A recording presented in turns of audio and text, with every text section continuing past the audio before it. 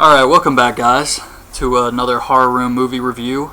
And today we have Leprechaun 4, Leprechaun in Space. Gross. Leprechaun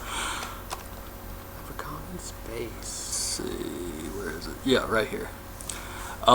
So, this movie, when I found out, because we already did the first three, and when I found out the fourth one was next, and it's the one where he goes to space, I was really excited about this one. I had never seen this one before, so I was pumped up to watch the movie, and this was a bad movie. Oh, yeah. Oh, it was bad. Oh, yes, very bad. But just to get right into the review, Leprechaun 4 in Space came out in 1997, and it starts off, we see a bunch of soldiers set in the future, sometime in the 21st century. They never really go into much detail about that. But we see a bunch of soldiers. Joanna Man is one of the soldiers, and Heidi from Home Improvement. What time is it? And they have this guy, the sergeant, the leader of this group of Marines. He's missing part of his head. He's got like this metal plate on his head. He looks like the villain from Mr. Nanny with Hulk Hogan. And they're chasing the Leprechaun because he's been flying around space, destroying this mining equipment, and it was worth $500 million. Yeah. So they're kind of freaking out about that, even though it's the future. And the sergeant is forced to take a scientist with him who studies alien life forms, and that's kind of the main girl, Tina. And then we see the Leprechaun. He's got a woman chained up. She's Princess Serena, and Leprechaun wants to marry her to become king of her planet and then eventually rule the universe. She refuses, but Leprechaun says he'll make her rich, so she kind of starts to go along with him. She kind of joins in on the plan. The soldiers show up to fight the Leprechaun, and one of them kills like this blue alien creature. Just horrible special effects here. Another soldier finds a bunch of gold and he starts stealing it, and Leprechaun kills him with a green lightsaber. Yeah, it's obviously a lightsaber. And he takes his gun, and then they all have like this big shootout. They throw a grenade, and Leprechaun jumps on top of it to save the princess, and it blows him up. Princess is fine, but she did lose a hand. And a soldier pisses on Leprechaun's body, and then you like see a piece of his body, yeah. There's a green light or something, like jumps up into the guy's dick. It's like goes up his pee into him. Yeah, it's pretty bizarre. No one notices this. We just see the severed head of the Leprechaun smiling. So then we get back to the ship, and the scientist finds out that the girl is actually a princess, and she wants to save her life because it can create a better relationship with the aliens.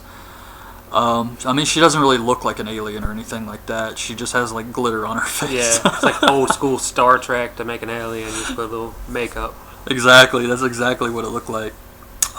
They take the gold from the cave, they start moving it out, and they tell the soldiers that they want them to stay there until they can finish mining, even though their contract's almost expired. They said, we'll give you a bonus if you stick around and kind of guard us while we're getting all this gold out of the cave. Debbie Dunning, Heidi from Home Improvement, her name is Dolores, and all the soldiers are drinking at a bar, and Heidi goes off with the guy who pissed on the Leprechaun's body. They're going to go try and have sex, and Leprechaun basically just jumps out of this guy's dick. Yes, it does. Just like Superman's right out of that pants. It's like, oh, so funny. Superman. So Dolores kind of brawls with the Leprechaun a little, and then she runs back to the bar to tell the others that Leprechaun's actually alive. And then we cut back to Harold and the boss doctor, who is, all we see of him is a face on a TV giving orders. And he's Harold is rubbing the princess's body while she's unconscious, and then he sees that her hand grew back. So the guy in the TV tells him that he wants some of her DNA because she can regenerate lost body parts. So then we go back to the soldiers, and Books and Mooch, what was his name? Mooch. Books and Mooch are going to go into a flesh-eating bacteria chamber to find the Leprechaun. They put on these hazmat suits, We see the Leprechaun in there. He's got a hazmat suit on too. Which I find a little bit silly. I mean, he's magical. It doesn't. I don't think he needed one, but yeah, whatever. It was funny. Yeah. So Leprechaun is in there, kind of trying to kill him, and he cuts open Mooch's suit, and Books grabs him and takes him back out. They open the door, and then all we see is Mooch, and he's like a big pile of bones now, after being exposed to this for just a couple seconds. And then they just open the door without any decontamination. They just open it. Nothing goes off to clean him. But I mean, he cuts his suit open, and then he carries him out, and then he's just a pile of bones. It was ridiculous. So then the guy on the TV is telling the soldiers that the Leprechaun wants the princess, but she's important to an experiment he's doing, so he tells them to go kill the Leprechaun. They don't want to do it. They just want to give them the princess so they can all live. Too many people have died already. So the guy on the TV comes out, and he turns out to be this... He's basically just a head and an arm and then a machine. He's not fully human. And he comes out and he says that if they don't do this, they're going to be tried for mutiny. But if they're successful, they'll get 100 times what they were being paid. So they kind of agree. They go off to kill the Leprechaun. Leprechaun tries to kill Books and Tina, but they escape. Then Danny and Styx, who is Joanna Man, start arguing, and Danny doesn't want to do this. He just wants to live, so he leaves Joanna Man behind, and he goes off on his own, and Leprechaun shows up on the TV talking about safety in the workplace, and he cuts his own fingers off, sets his hand on fire. It was just so much stuff that was ridiculous here, but Leprechaun says, I can use you, join up with me, we'll be partners. Danny acts like he wants to, but then he tries to kill Leprechaun, so he drops like a big metal crate on him, squashing him. The doctor wants to use, the guy who's half machine, he wants to use the princess's blood to regenerate his body. Then we see Leprechaun trapping Dolores, Heidi from Home Improvement, and he separates her from the others, and she shoots him and he explodes. I kind of expected him, because he's already been blown up once and came out of the guy's dick. I thought he would come out of her vagina, but that didn't happen. Have to pee on it. So instead of any big thing happening here, he just gets bigger again. Yeah, he just grows from like a piece of his leg into like whole. Yeah, he just comes right back to life. He pushes her off the railing. She falls to her death. The others come. They find her body. And she's got just enough energy, and she says, kill him. Horrible acting here. Oh, man. Like you say that. It's too tough. Oh, boy. And this was 97, so Home Improvement didn't end until like 1999. So she was still on like a major sitcom at the time. That's true, yeah. But, so Leprechaun imitates a naked Tina, and he tricks Harold into opening the door to the scientist lab. And the doctor, who's half machine, starts laughing at Leprechaun. Harold stabs Leprechaun from behind, but it doesn't do anything to him. He throws a giant metal plate and crushes Harold's head, and it shows him his head is like this, is huge, and it's all face. Yeah, pan face. It's just like a cartoon, like Wile E. Coyote. Yeah, it was. Oh man. This was bad special effects. It's like Drop Dead Fred or one of those movies. Yeah. You actually see a moment here with Dr. Mittenhand's other arm. Actually, you see like his fingers coming out the back end, like behind him. It's pretty. That's a pretty bad scene too. Because he's got one arm. Yeah. And then the other one's kind of like cut off. So he's really just got it behind him like that, and you can see the other fingers behind him. It was So you get to see that. So Leprechaun crushes Harold's face with a plate, and then we see the doctor, who's half machine. He's got a ball gag in his mouth. Leprechaun goes and wakes the princess up, and she tells Leprechaun to kill him for trying to take her blood. So Leprechaun takes a blender, he puts her DNA in it, a spider, a scorpion, mixes it all up, and injects the doctor with it into his machinery type stuff. Then the soldiers show up, and the princess is actually helping the Leprechaun, but they think she's like a hostage. So Leprechaun puts a bunch of explosives on the sergeant. Like instantly, like magically. Yeah, he just does that, and then there's like all these explosives, and he's got a stick of dynamite. And it's like some C4 Bugs Bunny dynamite. shit. Yeah. And then the princess shows her boobs, which on her planet is a death sentence. Signifies that you're going to die. Yeah. Soon. And they never do anything else with this. It was just a cheap boob shot. Works. Yeah. Oh, it worked. So the princess and the leprechaun leave with the sergeant who has all the dynamite on him. He's like under their control now or something. Yeah, hypnotized. And Books and Sticks and Tina go back to the bar. They find the sergeant there. He's dressed like a woman. He's doing a dance routine. And then he starts fighting them with nunchucks. Yeah. Talk about full drag with makeup.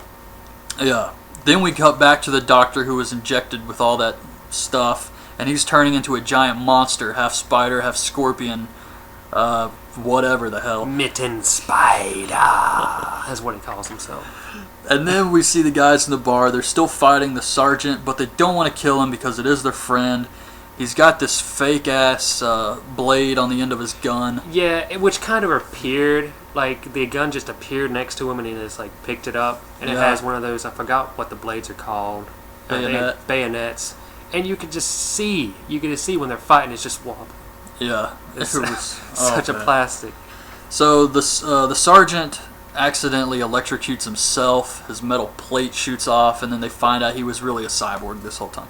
Reading these notes, it's like a 5th grader just wrote down some cool ideas and thought, then I'll make this guy a spider monster, then I'll make this guy a cyborg, and then the leprechaun grows to be like 100 feet tall. Just ridiculous shit in this movie.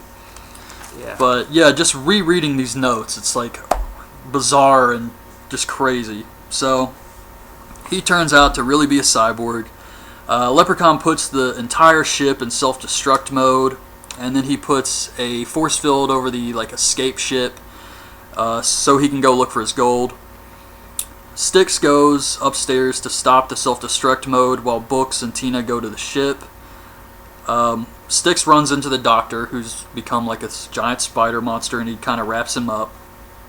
Books and Tina find the ship, and Books says, "It's a force field. If we touch it, we fry."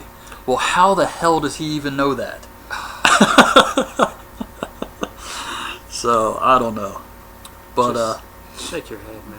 Yeah. That's all you can do with that. Facepalm moment here, for sure. Leprechaun finds the gold, and then he starts arguing with the princess. Now, they're working together, but the princess wants to be queen, Leprechaun wants to be king. They're both planning to kill each other anyway. Yeah. But for some reason, he touches her face and makes her all ugly and stuff, and then knocks her out. Yeah, he was just tired of hearing her screeching in his ear all the time. Leprechaun's not going to take all that from nobody for too long. So we see Sticks. He's trying to fix the auto-destruct code. He's all tangled up, but he's still trying to fix it. Books and Tina find the leprechaun. They say they just want to stop the auto-destruct. He can take the princess, do whatever he wants. Tina hits the leprechaun with this giant ray they were using on the gold. And Leprechaun grows to be huge. So Books sends Tina off to go help Sticks. She climbs in the ventilation shaft because they're trying to fix this password. She ends up having to fight the giant spider doctor. She sprays him with liquid nitrogen and then shoots him, and he shatters into 1,000,000 pieces. Leprechaun is trying to crush Books. Books tries to rescue the princess, who is still out of it after all this time for whatever reason. And they open the cargo door, and the leprechaun flies into space and explodes. Into pieces. Yeah, he just explodes in a ball of green fire. Sticks, Tina, and Books are trying to find out the password so they can stop the destruct sequence. They try scientist as a password. Yeah. Genius. And then they remember that the doctor referred to himself as the Wizard of Oz, being that he's half machine and works behind a curtain. So they try wizard, it works. And the last thing we see is Leprechaun's body parts floating outside in space, and he gives him the finger with his severed hand. And that was it. This one, oh man, I knew it was going to be bad. I just didn't know it was going to be this bad. I thought it would be like Leprechaun 3 in Vegas bad, but they took it to new heights here. Yeah, They just said, screw the plot line. We screwed all that up with the last 2 movies. We'll just make plot line on the fly now. Yeah, it was, oh man. Looking it up on Wikipedia, it says technically this is the last movie in the storyline because it takes place in the future. But as far as the actual series goes, there are 2 more left. We got Leprechaun in the Hood, and Leprechaun Goes Back to the Hood. And I have no idea what to expect with those. I've seen bits and pieces of them, but I can't remember ever just sitting and watching them all. I've seen them both, and you're in for a the next one is one of them. Yeah, it has to be my favorite. I'm just gonna say. Yeah, well, I'm definitely looking forward to that one. This one, oh man, this is just craziness. So yeah, they just didn't care what they did. Yeah, they just had to sit in a production meeting, I guess, and say, what are we going to do with Leprechaun? Let's just send his ass to space. They never tell you how he even got in space. He's just up there. He's just wrecking havoc on planets. Yeah, they had like a budget of $1 million, I think, and just the cave Leprechaun lives in looks like paper mache. Just so really much bad bad stuff in this movie. Oh. It was entertaining because it was the Leprechaun, but it was still not a very good one. This, out of all the ones I've seen, this is by far the worst.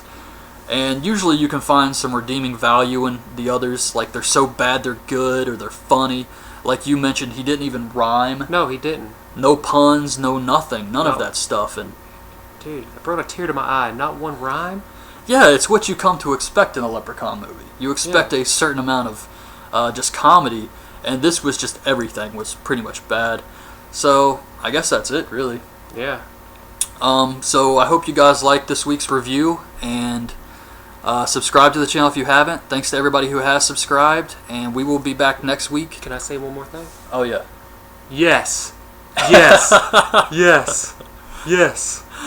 Oh, and I guess Leprechaun 5 next week. Leprechaun in the Hood. So definitely look forward to that one. Alright, thanks for watching.